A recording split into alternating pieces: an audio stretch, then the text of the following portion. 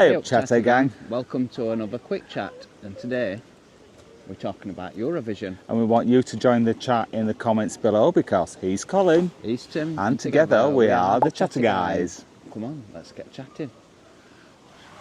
So before we start, let me just say I absolutely love Eurovision. I look forward to it every year. It's a bit like Christmas for me. I enjoyed the build-up, I enjoyed the whole campness of it, everything. Colin, not so much, eh? I like the musical aspect of it, and I like, to be honest, I do like the scoring aspect of it. It fascinates me that. Some of the song choices to me are questionable, but I suppose that's the beauty of Eurovision. Well, to me, as I said, I absolutely love it, but it is a very silly competition. For a start, it's music. So, like... Should you take it for its silliness? Oh, well, I don't think that's any detriment to it at all. Or should it be a serious contest? Well, the thing is, you're comparing one song with another. And, like, how can you compare a heavy rock song with a ballad, with a country music song, with a disco song? It's all down to personal choice. Right, okay. So why people get upset about the result, I do not know, because at the end of the day, they win a glass trophy. That's all the way, and the opportunity to host a competition the year after, which not everyone always takes up.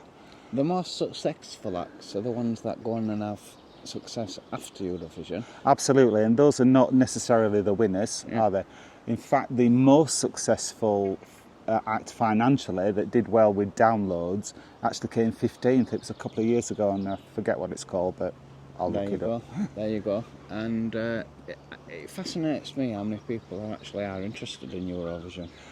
They have a massive following. Oh, absolutely. But what fascinates me is how many people are vehemently against it. They absolutely hate it with a passion, and I'm like, if you don't like it, just don't watch it. You're not forced to watch it. It's not. It comes on Tuesday night and Thursday night. Are they on BBC One? It was this year, yes. Usually they're on BBC Three, but this year they're on the BBC. The final is on BBC One. Yeah, and it's the biggest. Regularly, it's the most viewed non-sports show on the BBC. So the BBC are never going to give it up because it is one of their most popular programmes year after year.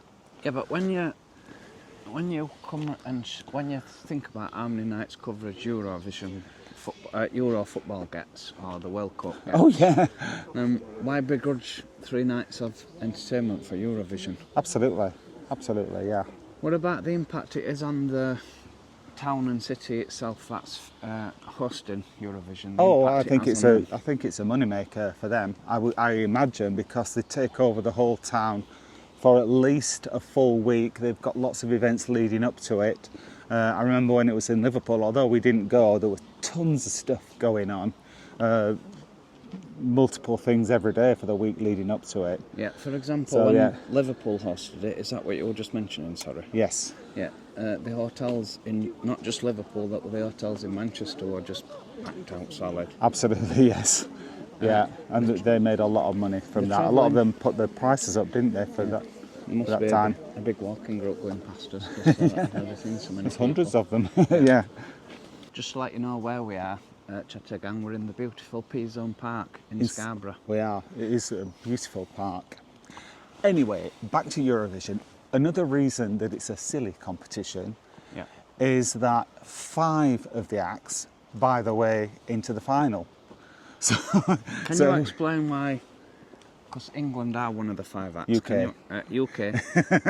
Sorry, Scotland, Wales, Northern Ireland.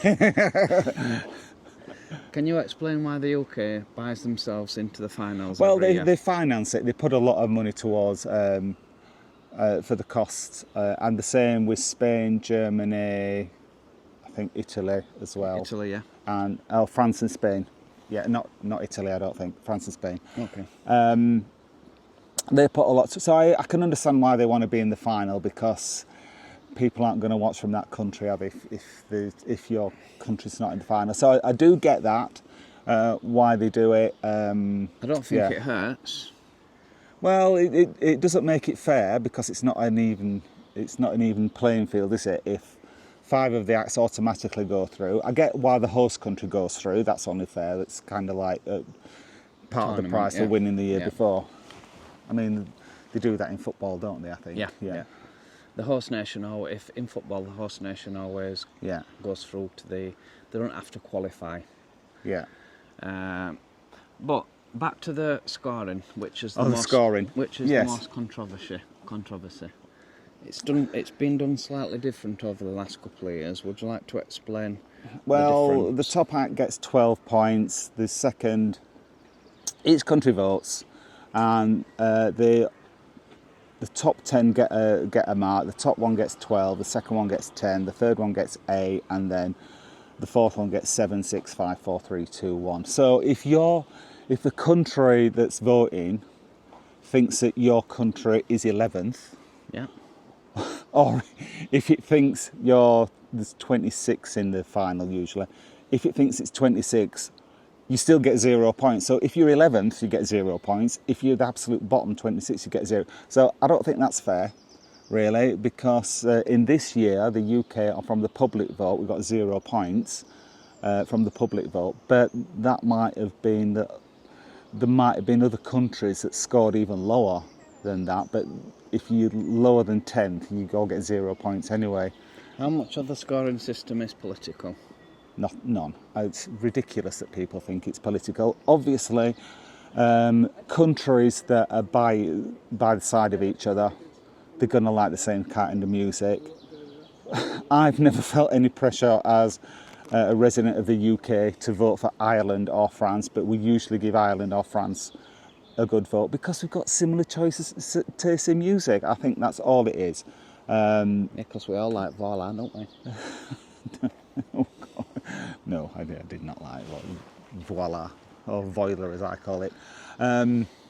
So I just think that's ridiculous that people think that it's political. How could it be political? How could they force people to vote in a certain way in whatever country? This may be a bit political, but since Brexit, do you think it's impacted our voting from other countries? No, absolutely not. So why is the reason why we keep getting from the public vote 0? I think it's because the people don't like the songs. Basically, the BBC do not put anything like the effort that other countries put into their selection. In Sweden, for example, who are the most successful country, certainly in recent years in Eurovision, at the beginning of the year when it's a selection period, they have multiple shows. I think they have 2 semi-finals and then a final. They have lots of acts competing. The whole country gets on board and they join in with it, and that is why they always do so well. They put a lot of time and effort and they all love it. So moving back onto political then, Sam Ryder, did he deserve to win? Now that's a tricky one. A lot of people think that had it not been for the conflict in Ukraine, people might not have voted so much for Ukraine. However, if they hadn't voted for Ukraine, would they necessarily have voted for the UK? We'll never know whether they deserved it or not. It's one of the mysteries of Eurovision, I suppose. One thing that I would like to talk about is the presenters. I think Graham Norton does a fantastic job. Amazing job. Really, really good. He's quirky, he's funny, and he's so passionate about Eurovision. Very passionate. That's so important. So knowledgeable about it. I was listening to his radio show and he knows so many facts and interesting things about Eurovision, but also, and this is what I think is most important, he's very respectful of it as well. He didn't take it too far. A lot of people used to love Terry Wogan. Well, they definitely used to love Terry Wogan. Personally, I think he did a lot to damage the UK, Eurovision in the UK, because people just used to criticise it. I think we still suffer from that. We do. I was talking to a gentleman just yesterday, and he was saying, "Oh, it's Eurovision tonight. I'm going to watch it." And he said, "I know that's a little bit sad." Why is it sad?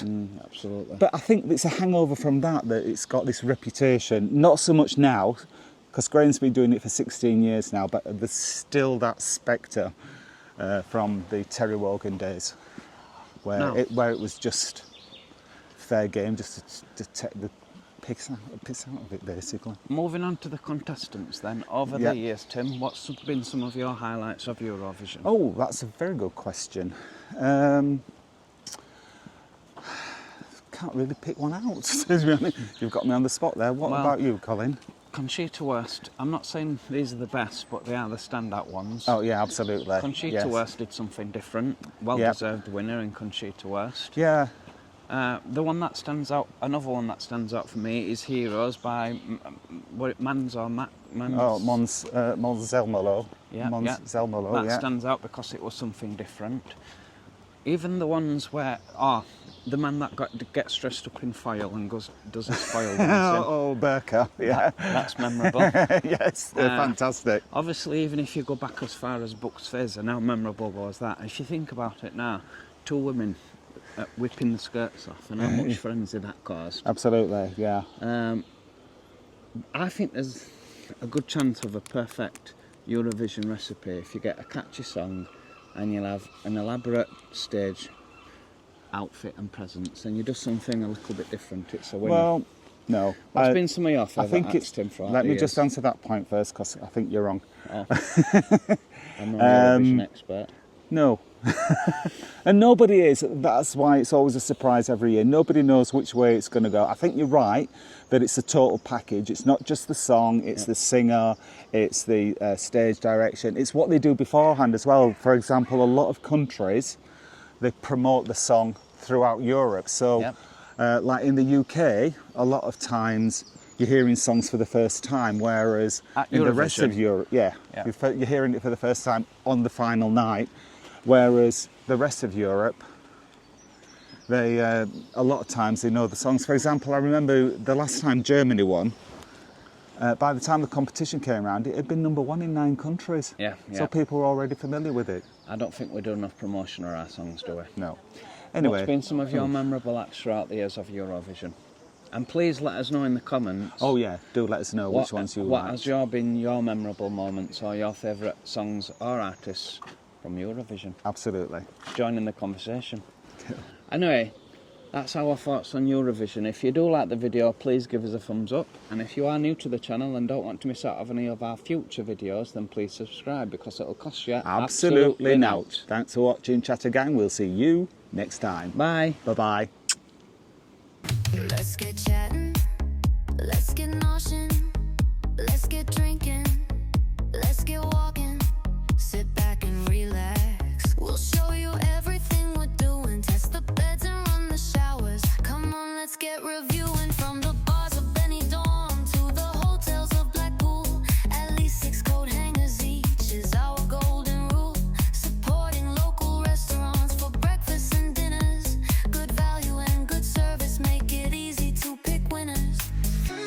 Together we are the Chatter guys, the Chatter guys, the Chatter.